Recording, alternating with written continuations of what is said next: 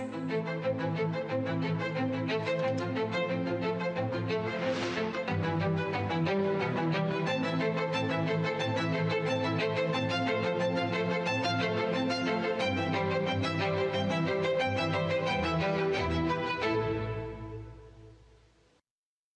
प्यारे देशवासियों, नमस्कार। आज पूरा देश आतंकवाद के खिलाफ एकजुट है, आक्रोश से भरा हुआ है, संकल्पबद्ध है। आज हर भारतीय का यही संकल्प है, हमें आतंकवाद को खत्म करना ही है। साथियों, ऑपरेशन सिंदूर के दौरान हमारी सेनाओं ने जो पराक्रम दिखाया है, उसने हर हिंदुस्तानी का सिर ऊंचा कर दिया है। जिस प्रिसिजन के साथ, जिस सटीकता के साथ हमारी सेनाओं ने सीमा पार के आतंकवादी ठिकानों को ध्वस्त किया, वो अद्भुत है। ऑपरेशन सिंदूर ने दुनिया भर में आतंक के खिलाफ लड़ाई को नया विश्वास और उत्साह दिया है। साथियों, ऑपरेशन सिंदूर सिर्फ एक सैन्य मिशन नहीं है, ये हमारे संकल्प, साहस और बदलते भारत की तस्वीर है। और इस तस्वीर ने पूरे देश को देशभक्ति के भावों से भर दिया है, तिरंगे में रंग दिया है। आपने देखा होगा, देश के कई शहरों में, गांवों में, छोटे छोटे कस्बों में तिरंगा यात्राएं निकाली गई। हजारों लोग हाथों में तिरंगा लेकर देश की सेना, उसके प्रति वंदन अभिनंदन करने निकल पड़े। कितने ही शहरों में सिविल डिफेंस वॉलंटियर बनने के लिए बड़ी संख्या में युवा एकजुट हो गए। और हमने देखा, चंडीगढ़ के वीडियो तो काफी वायरल हुए थे। सोशल मीडिया पर कविताएं लिखी जा रही थी, संकल्प गीत गाए जा रहे थे, छोटे छोटे बच्चे पेंटिंग्स बना रहे थे जिनमें बड़े संदेश छुपे थे। मैं अभी 3 दिन पहले बीकानेर गया था। वहां बच्चों ने मुझे ऐसी ही एक पेंटिंग भेंट की थी। ऑपरेशन सिंदूर ने देश के लोगों को इतना प्रभावित किया है कि कई परिवारों ने इसे अपने जीवन का हिस्सा बना लिया है। बिहार के कटिहार में, यूपी के कुशीनगर में और भी कई शहरों में उस दौरान जन्म लेने वाले बच्चों का नाम सिंदूर रखा गया है। साथियों, हमारे जवानों ने आतंक के अड्डों को तबाह किया। यह उनका अदम्य साहस था और उसमें शामिल थी भारत में बने हथियारों, उपकरणों और टेक्नोलॉजी की ताकत। उसमें आत्मनिर्भर भारत का संकल्प भी था। हमारे इंजीनियर्स, हमारे तकनीशियन, हर किसी का पसीना इस विजय में शामिल है। इस अभियान के बाद पूरे देश में वोकल फॉर लोकल को लेकर एक नई ऊर्जा दिख रही है। कई बातें मन को छू जाती है। एक माँ बाप ने कहा, अब हम अपने बच्चों के लिए सिर्फ भारत में बने खिलौने ही लेंगे। देशभक्ति की शुरुआत बचपन से होगी। कुछ परिवारों ने शपथ ली है, हम अपनी अगली छुट्टियां देश के किसी खूबसूरत जगह में ही बिताएंगे। कई युवाओं ने मेड इन इंडिया का संकल्प लिया है, वो देश में ही शादी करेंगे। किसी ने ये भी कहा है, अब जो भी गिफ्ट देंगे वह किसी भारतीय शिल्पकार के हाथों से बना होगा। साथियों, यही तो है भारत की असली ताकत, जन मन का जुड़ाव, जन भागीदारी। मैं आप सबसे भी आग्रह करता हूं, आइए इस अवसर पर एक संकल्प लें। हम अपने जीवन में जहां भी संभव हो, देश में बनी चीजों को प्राथमिकता देंगे। यह सिर्फ आर्थिक आत्मनिर्भरता की बात नहीं है, यह राष्ट्र के निर्माण में भागीदारी का भाव है। हमारा एक कदम भारत की प्रगति में बहुत बड़ा योगदान बन सकता है। साथियों, बस से कहीं आना जाना कितनी सामान्य बात है, लेकिन मैं आपको एक ऐसे गांव के बारे में बताना चाहता हूं जहां पहली बार एक बस पहुंची। इस दिन का वहां के लोग वर्षों से इंतजार कर रहे थे और जब गांव में पहली बार बस पहुंची तो लोगों ने ढोल नगाड़े बजाकर उसका स्वागत किया। बस को देखकर लोगों की खुशी का ठिकाना नहीं था। गांव में पक्की सड़क थी, लोगों को जरूरत थी, लेकिन पहले कभी यहां बस नहीं चल पाई थी। क्यों? क्योंकि ये गांव माओवादी हिंसा से प्रभावित था। यह जगह है महाराष्ट्र के गढ़चिरौली जिले में और इस गांव का नाम है काटेजरी। काटेजरी में आए इस परिवर्तन को आसपास के पूरे क्षेत्र में महसूस किया जा रहा है। अब यहां हालात तेजी से सामान्य हो रहे हैं। माओवाद के खिलाफ सामूहिक लड़ाई से अब ऐसे क्षेत्रों तक भी बुनियादी सुविधाएं पहुंचने लगी हैं। गांव के लोगों का कहना है कि बस के आने से उन लोगों का जीवन बहुत आसान हो जाएगा। साथियों, मन की बात में हम छत्तीसगढ़ में हुए बस्तर ओलंपिक और माओवाद प्रभावित क्षेत्रों में साइंस लैब पर चर्चा कर चुके हैं। यहाँ के बच्चों में साइंस का पैशन है, वो स्पोर्ट्स में भी कमाल कर रहे हैं। ऐसे प्रयासों से पता चलता है कि इन इलाकों में रहने वाले लोग कितने साहसी होते हैं। इन लोगों ने तमाम चुनौतियों के बीच अपने जीवन को बेहतर बनाने की राह चुनी है।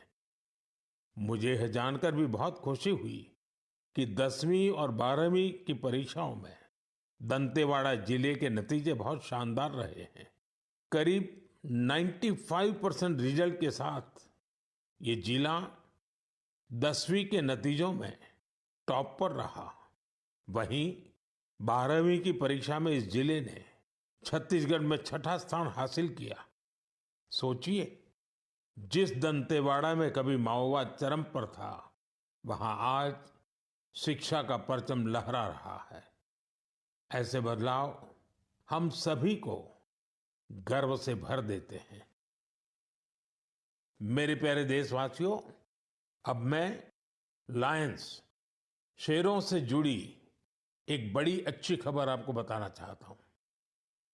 पिछले केवल 5 वर्षों में गुजरात के गीर में शेरों की आबादी 674 से बढ़कर 891 हो गई है। 674 से 891। लायन सेंसस के बाद सामने आई शेरों की ये संख्या बहुत उत्साहित करने वाली है। साथियों, आप में से बहुत से लोग यह जानना चाह रहे होंगे कि आखिर ये एनिमल सेंसस होती कैसे है। ये एक्सरसाइज बहुत ही चुनौतीपूर्ण है। आपको यह जानकर हैरानी होगी कि लायन सेंसस 11 जिलों में 35,000 वर्ग किलोमीटर के दायरे में की गई थी। सेंसस के लिए टीमों ने राउंड द क्लॉक यानी 2400 घंटे इन क्षेत्रों की निगरानी की। इस पूरे अभियान में वेरिफिकेशन और क्रॉस वेरिफिकेशन दोनों किए गए। इससे पूरी बारीकी से शेरों की गिनती का काम पूरा हो सका। साथियों, एशियाटिक लायन की आबादी में बढ़ोतरी ये दिखाती है कि जब समाज में ओनरशिप का भाव मजबूत होता है तो कैसे शानदार नतीजे आते हैं। कुछ दशक पहले गीर में हालात बहुत चैलेंजिंग थे, लेकिन वहां के लोगों ने मिलकर बदलाव लाने का बीड़ा उठाया।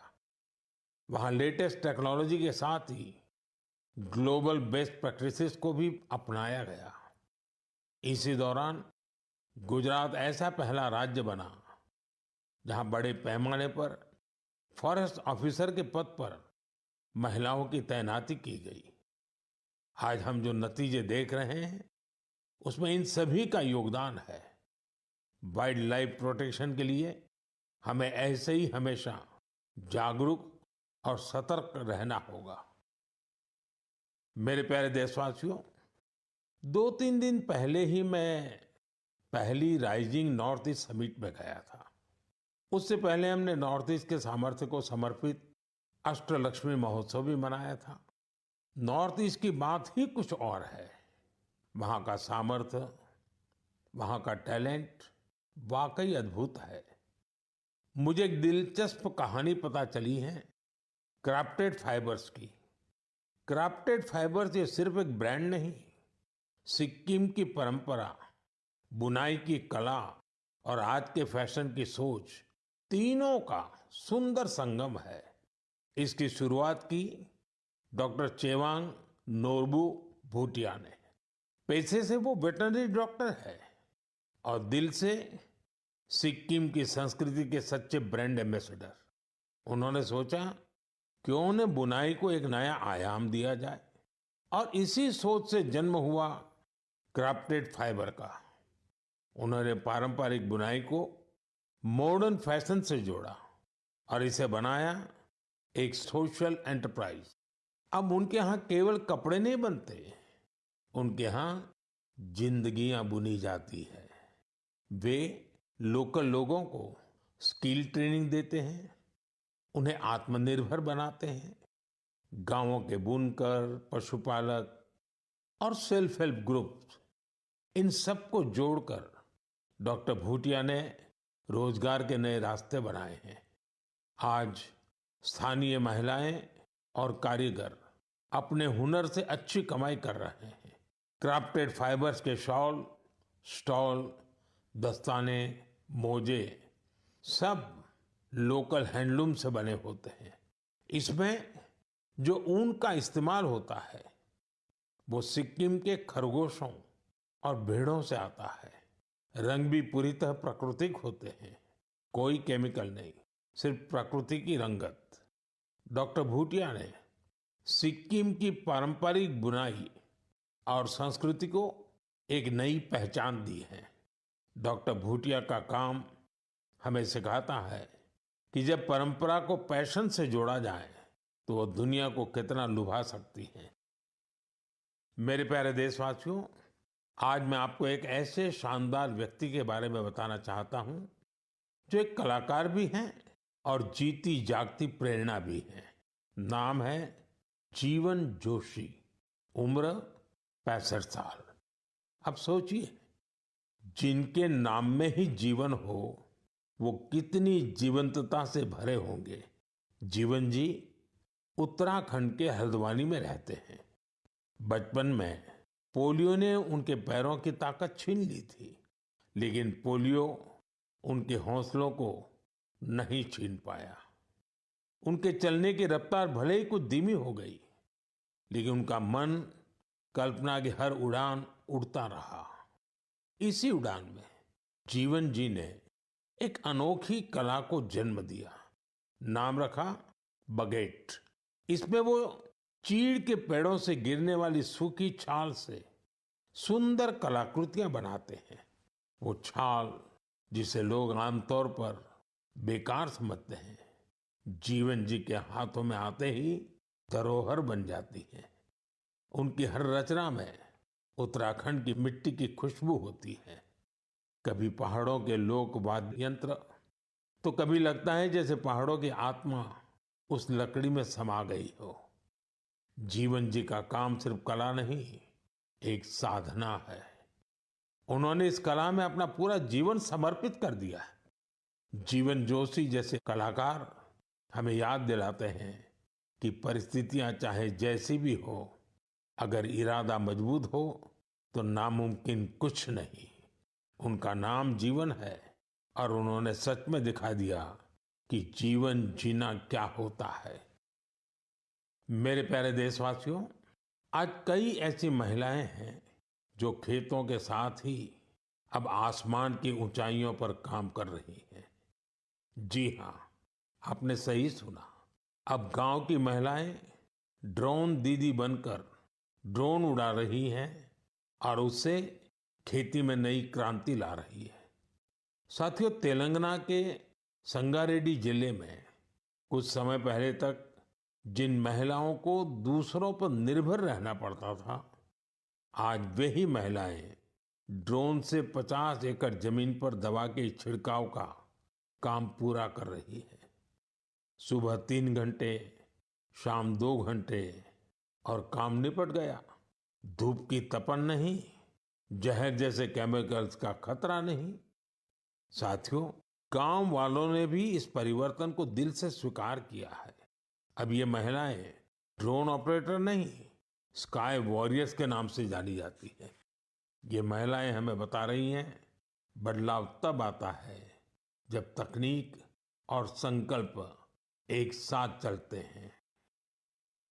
मेरे प्यारे देशवासियों, अंतर्राष्ट्रीय योग दिवस में अब 1 महीने से भी कम समय बचा है। ये अवसर याद दिलाता है कि अगर आप अब भी योग से दूर हैं, तो अब योग से जुड़ें। योग आपका जीवन जीने का तरीका बदल देगा। साथियों, 21 जून 2015 में योग दिवस की शुरुआत के बाद से ही इसका आकर्षण लगातार बढ़ रहा है। इस बार भी योग दिवस को लेकर दुनिया भर में लोगों का जोश और उत्साह नजर आ रहा है। अलग अलग संस्थान अपनी तैयारियां साझा कर रहे हैं। बीते वर्षों की तस्वीरों ने बहुत प्रेरित किया है। हमने देखा है, अलग अलग देशों में किसी साल लोगों ने योग चेन बनाई, योग रिंग बनाई। ऐसी बहुत ही तस्वीरें हैं जहां एक साथ 4 जनरेशन मिलकर योग कर रही हैं। बहुत से लोगों ने अपने शहर की आइकॉनिक प्लेसेस को योग के लिए चुना। आप भी इस बार कुछ इंटरेस्टिंग तरीके से योग दिवस मनाने के बारे में सोच सकते हैं। साथियों, आंध्र प्रदेश की सरकार ने योग आंध्र अभियान शुरू किया है। इसका उद्देश्य पूरे राज्य में योग संस्कृति को विकसित करना है। इस अभियान के तहत योग करने वाले 10 लाख लोगों का एक पूल बनाया जा रहा है। मुझे इस वर्ष विशाखापत्तनम में योग दिवस कार्यक्रम में शामिल होने का अवसर मिलेगा। मुझे जानकर अच्छा लगा कि इस बार भी हमारे युवा साथी देश की विरासत से जुड़ी आइकॉनिक प्लेसेस पर योग करने वाले हैं। कई युवाओं ने नए रिकॉर्ड बनाने और योग चेन का हिस्सा बनने का संकल्प लिया है। हमारे कॉरपोरेट्स भी इसमें पीछे नहीं है। कुछ संस्थानों ने ऑफिस में ही योग अभ्यास के लिए अलग स्थान तय कर दिया है। कुछ स्टार्टअप्स ने अपने ऑफिस योग अवर्स तय कर दिए हैं। ऐसे भी लोग हैं जो गांवों में जाकर योग सिखाने की तैयारी कर रहे हैं। हेल्थ और फिटनेस को लेकर लोगों की ये जागरूकता मुझे बहुत आनंद देती है। साथियों, योग दिवस के साथ साथ आयुर्वेद के क्षेत्र में भी कुछ ऐसा हुआ है जिसके बारे में जानकर आपको बहुत खुशी होगी।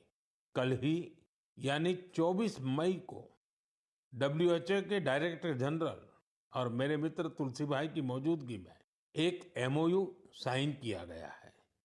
इस एग्रीमेंट के साथ ही international classification of health interventions के तहत एक डेडिकेटेड ट्रेडिशनल मेडिसिन मॉड्यूल पर काम शुरू हो गया है। इस पहल से आयुष को पूरी दुनिया में वैज्ञानिक तरीके से अधिक लोगों तक पहुंचाने में मदद मिलेगी। साथियों, आपने स्कूलों में ब्लैक बोर्ड तो देखा होगा, लेकिन अब कुछ स्कूलों में शुगर बोर्ड भी लगाया जा रहा है। ब्लैक बोर्ड नहीं, शुगर बोर्ड।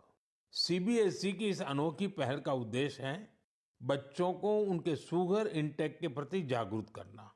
कितनी चीनी लेनी चाहिए और कितनी चीनी खाई जा रही है, ये जानकर बच्चे खुद से ही हेल्दी विकल्प चुनने लगे हैं। ये एक अनोखा प्रयास है और इसका असर भी बड़ा पॉजिटिव होगा। बचपन से ही स्वस्थ जीवन शैली की आदतें डालने में ये काफी मददगार साबित हो सकता है। कई अभिभावकों ने इसे सराहा है और मेरा मानना है ऐसी पहल दफ्तरों, कैंटीनों और संस्थानों में भी होनी चाहिए। आखिरकार सेहत है तो सब कुछ है। फिट इंडिया ही स्ट्रांग इंडिया की नींव है। मेरे प्यारे देशवासियों, स्वच्छ भारत की बात हो और मन की बात के श्रोता पीछे रहें, ऐसा कैसे हो सकता है भला? मुझे पूरा विश्वास है कि आप सब अपने अपने स्तर पर इस अभियान को मजबूती दे रहे हैं।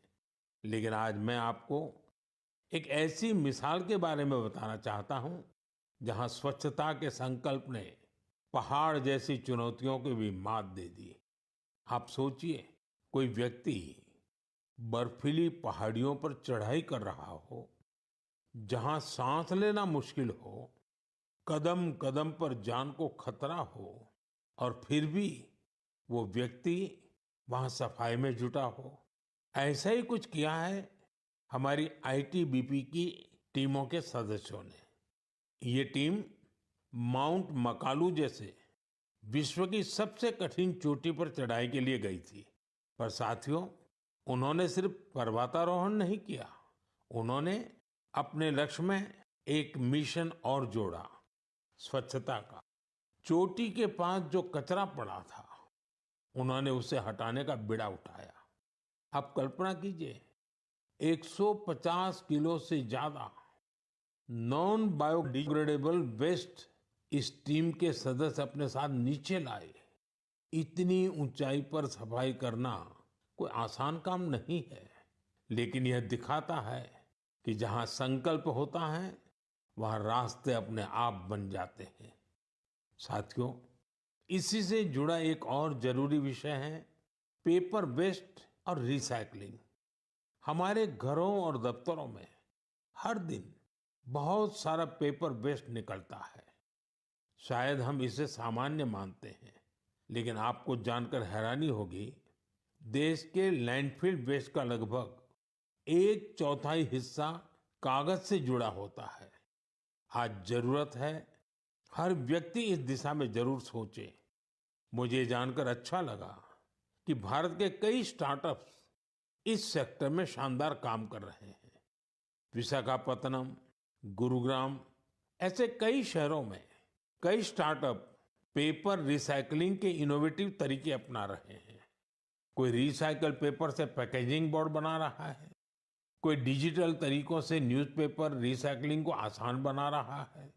जालना जैसे शहरों में कुछ स्टार्टअप 100% रिसाइकल्ड मटेरियल से पैकेजिंग रोल और पेपर कोर बना रहे हैं। आप ये भी जानकर प्रेरित होंगे, 1 टन कागज की रिसाइकलिंग से 17 पेड़ कटने से बचते हैं और हजारों लीटर पानी की बचत होती है। अब सोचिए, जब पर्वतारोही इतने कठिन हालत में कचरा वापस ला सकते हैं, तो हमें भी अपने घर या दफ्तर में पेपर को अलग करके रिसाइकलिंग में अपना योगदान जरूर देना चाहिए। जब देश का हर नागरिक ये सोचेगा कि देश के लिए मैं क्या बेहतर कर सकता हूं, तभी मिलकर हम बड़ा परिवर्तन ला सकते हैं। साथियों, बीते दिनों खेलो इंडिया गेम्स की बड़ी धूम रही। खेलो इंडिया के दौरान बिहार के 5 शहरों ने मेजबानी की थी। वहां अलग अलग कैटेगरी के मैच हुए थे। पूरे भारत से वहां पहुंचे एथलीट्स की संख्या 5,000 से भी ज्यादा थी। इन एथलीट्स ने बिहार की स्पोर्टिंग स्पिरिट की, बिहार के लोगों से मिली आत्मीयता की बड़ी तारीफ की है। साथियों, बिहार की धरती बहुत खास है। इस आयोजन में यहाँ कई यूनिक चीजें हुई हैं। खेलो इंडिया यूथ गेम्स का ये पहला आयोजन था जो ओलंपिक चैनल के जरिए दुनिया भर में पहुंचा। पूरे विश्व के लोगों ने हमारे युवा खिलाड़ियों की प्रतिभा को देखा और सराहा। मैं सभी पदक विजेताओं, विशेषकर टॉप के 3 विनर्स महाराष्ट्र, हरियाणा और राजस्थान को बधाई देता हूं। साथियों, इस बार खेलो इंडिया में कुल 26 रिकॉर्ड बने।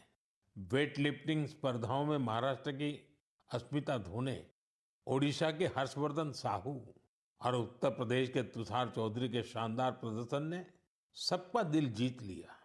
वहीं महाराष्ट्र के साईराज परदेशी ने तो 3 रिकॉर्ड बना डाले।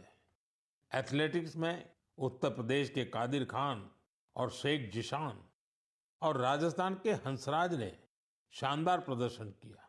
इस बार बिहार ने भी 36 मेडल्स अपने नाम किए। साथियों, जो खेलता है वही खिलता है।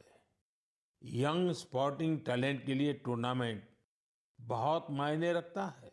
इस तरह के आयोजन भारतीय खेलों के भविष्य को और संवारने वाले हैं। मेरे प्यारे देशवासियों, 20 मई को वर्ल्ड बी डे मनाया गया। यानी एक ऐसा दिन जो हमें याद दिलाता है कि शहद सिर्फ मिठास नहीं, बल्कि सेहत, स्वरोजगार और आत्मनिर्भरता की मिसाल भी है। पिछले 11 वर्षों में मधुमक्खी पालन में भारत में एक स्वीट रिवॉल्यूशन हुआ है। आज से 10-11 साल पहले भारत में शहद उत्पादन एक साल में करीब 70-75 हजार मैट्रिक टन होता था। आज ये बढ़कर करीब करीब 1.25 मैट्रिक टन के आसपास हो गया है। यानी शहद उत्पादन में करीब 60% की बढ़ोतरी हुई है। हम हनी प्रोडक्शन और एक्सपोर्ट में दुनिया के अग्रणी देशों में आ चुके हैं। साथियों, इस पॉजिटिव इम्पैक्ट में राष्ट्रीय मधुमक्खी पालन और शहद मिशन की बड़ी भूमिका है। इसके तहत मधुमक्खी पालन से जुड़े हजारों किसानों को ट्रेनिंग दी गई, उपकरण दिए गए और बाजार तक उनकी सीधी पहुंच बनाई गई। साथियों, ये बदलाव सिर्फ आंकड़ों में नहीं दिखता, ये गांव की जमीन पर भी साफ नजर आता है। छत्तीसगढ़ के कोरिया जिले का एक उदाहरण है। यहाँ आदिवासी किसानों ने सोन हनी नाम से एक शुद्ध जैविक शहद ब्रांड बनाया है। आज वह शहद जैम समेत अनेक ऑनलाइन पोर्टल पर बिक रहा है। यानी गांव की मेहनत अब ग्लोबल हो रही है। इसी तरह उत्तर प्रदेश, गुजरात, जम्मू कश्मीर, पश्चिम बंगाल और अरुणाचल प्रदेश में हजारों महिलाएं और युवा अब हनी उद्यमी बन चुके हैं। साथियों, और अब शहद की केवल मात्रा नहीं, उसकी शुद्धता पर भी काम हो रहा है। कुछ स्टार्टअप अब एआई और डिजिटल टेक्नोलॉजी से शहद की गुणवत्ता को प्रमाणित कर रहे हैं। आप अगली बार जब भी शहद खरीदें तो इन हनी उद्यमियों द्वारा बनाए गए शहद को जरूर आजमाएं। कोशिश करें कि किसी लोकल किसान से, किसी महिला उद्यमी से भी शहद खरीदें, क्योंकि उस हर बूंद में स्वाद ही नहीं, भारत की मेहनत और उम्मीदें घुली होती हैं। शहद की ये मिठास आत्मनिर्भर भारत का स्वाद है। साथियों, जब हम शहद से जुड़े देशों के प्रयासों की बात कर रहे हैं, तो मैं आपको एक और पहल के बारे में बताना चाहता हूँ।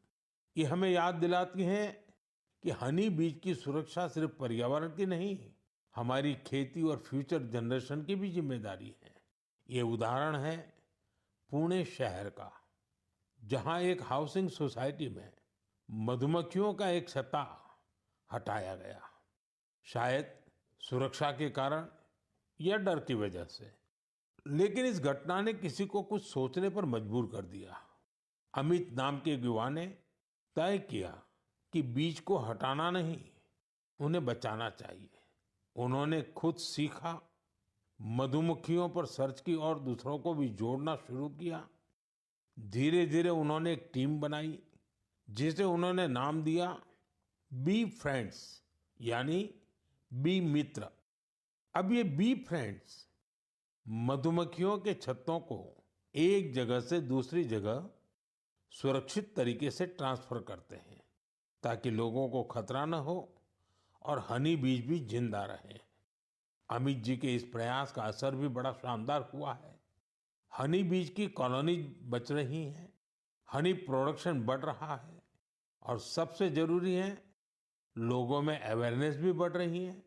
ये पहल हमें सिखाती है कि जब हम प्रकृति के साथ तालमेल में काम करते हैं तो उसका फायदा सबको मिलता है।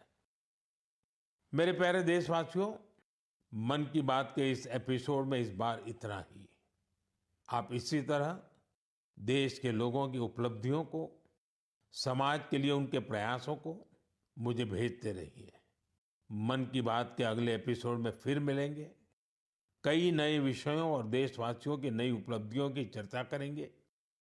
मुझे आपके संदेशों का इंतजार है।